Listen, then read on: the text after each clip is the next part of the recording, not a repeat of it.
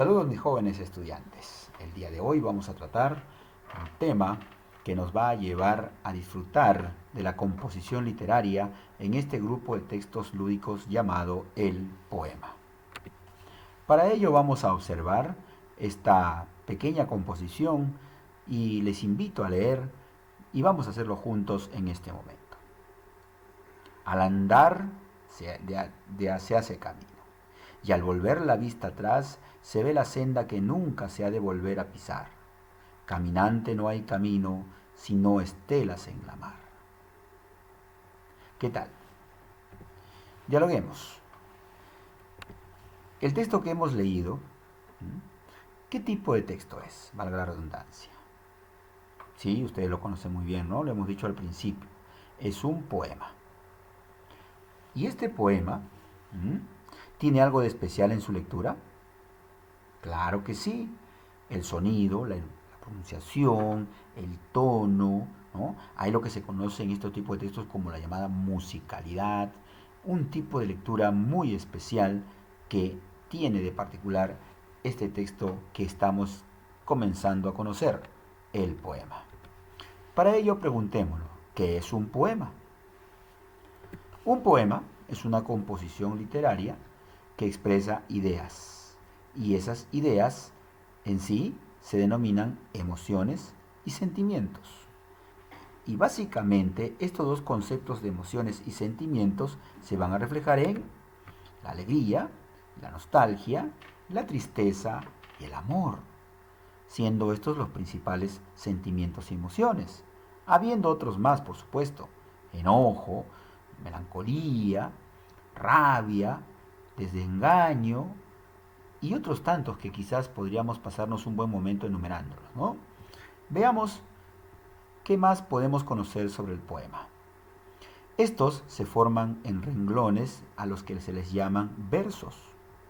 A su vez, estos versos se van a formar o se van a conglomerar en una estructura llamada estrofa. Veamos este ejemplo. Volvamos a la poesía que vimos al inicio de la sesión.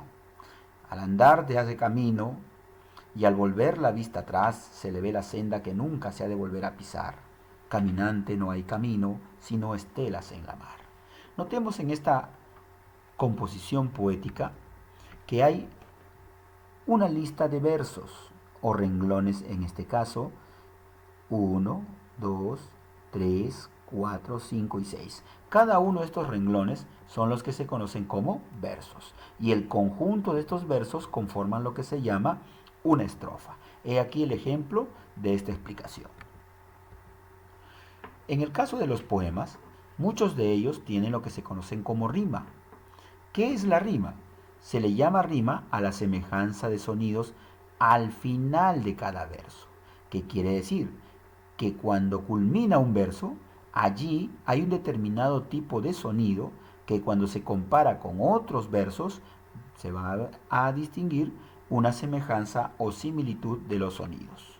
Y de acuerdo a ello vamos a distinguir dos tipos de rima, dos tipos de semejanza de sonidos.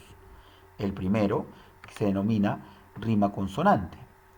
En este caso, en la rima consonante, la coincidencia o semejanza de sonidos se va a dar de manera total, es decir, se van a dar la coincidencia tanto en las consonantes como en las vocales, y allí, en este caso, los sonidos son iguales.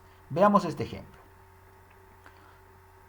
Aunque panal de rica miel 2000 moscas acudieron, que por golosas murieron, presas de patas en él.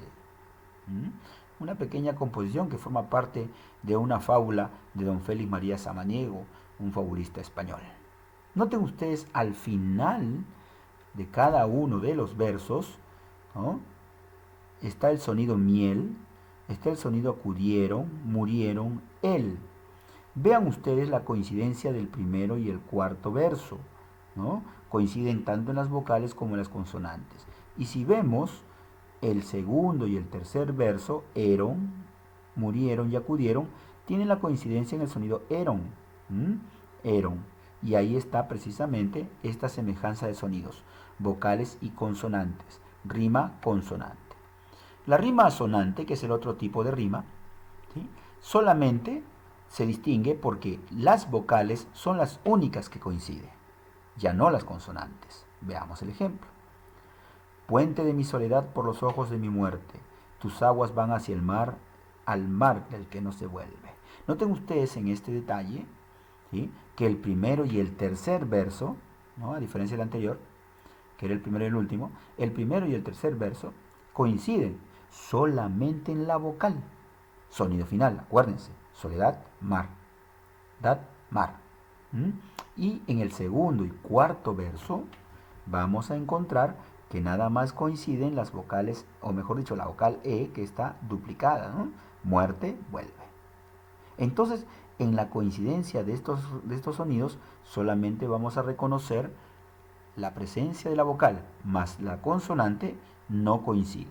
Solamente vocales, entonces rima asonante. Ahora, vamos a tomar en cuenta que en ciertas composiciones poéticas, sobre todo las que últimamente se componen en estos tiempos, ya la rima no es una preocupación de los poetas. Lo importante es el sentimiento. Por esa razón, muchas composiciones de hoy, sobre todo, no tienen esta coincidencia ni de consonantes y vocales y ni siquiera de vocales. Por lo tanto, no es ni consonante ni asonante los versos de estas composiciones. Y cuando esto ocurre, a esta composición se le conoce como versos libres o blancos, cuando no hay ninguna coincidencia de ningún tipo. Practiquemos. Leamos y analicemos el siguiente poema. A ver. Hombres necios que acusáis a la mujer sin razón, sin ver que sois la ocasión de lo mismo que culpáis. Si con ansias igual solicitáis su desdén, ¿por qué queréis que obren bien si las incitáis al mal? Sor Juana Inés de la Cruz, una poeta mexicana del siglo XVIII, imagínense ustedes, trayéndonos esta composición. El trato que recibía la mujer y el reclamo que hace en este caso la poetisa. Veamos. En cuanto se refiere a los versos, ¿cuántos tenemos? Un primer bloque de 4 versos y un segundo bloque, que luego vamos a ver abajo. Estos 4 versos conforman un bloque de una estrofa y un segundo bloque donde vamos a encontrar también 4 versos que a su vez van a conformar una segunda estrofa. Entonces tenemos que hay 8 versos, pero que estos se agrupan de 4 en una estrofa y de 4 en otra estrofa. 2 estrofas de 4 versos cada uno. Recordando que cada verso es un renglón. En cuanto se refiere a la rima, veamos lo siguiente. Noten ustedes en la primera estrofa que la primera y la última, ¿sí?, el primer y último verso coinciden en consonantes y vocales. Y lo mismo ocurre con la segunda, con el segundo y tercer verso, consonantes y vocales. Si vemos la segunda estrofa, el primero y el último verso, primero y cuarto verso, coinciden en vocales y consonantes. El segundo y el tercero tienen también la misma coincidencia. Como aquí tenemos que coinciden vocales y consonantes, entonces vamos a responder. ¿De qué trata el poema? Pues claro, del trato injusto del hombre hacia la mujer, ¿no? Un reclamo que está haciendo la poetisa. ¿De cuántos versos está compuesto? En sí podemos contar en total que hay 8 versos, ¿sí? ¿Y en cuántas estrofas se dividen? Pues muy bien, se dividen en 2 estrofas, de 4 versos cada uno, se sobreentiende. Y por último, la rima que observamos allí es consonante. ¿Por qué? Porque encontramos la coincidencia entre vocales y consonantes. De la forma como hemos trabajado, entonces, les voy a pedir a ustedes que resuelvan esta composición poética que les voy a compartir. Espero, jóvenes, que haya sido lo más claro posible y resuelvan su actividad, esperando volvernos a encontrar en la siguiente sesión.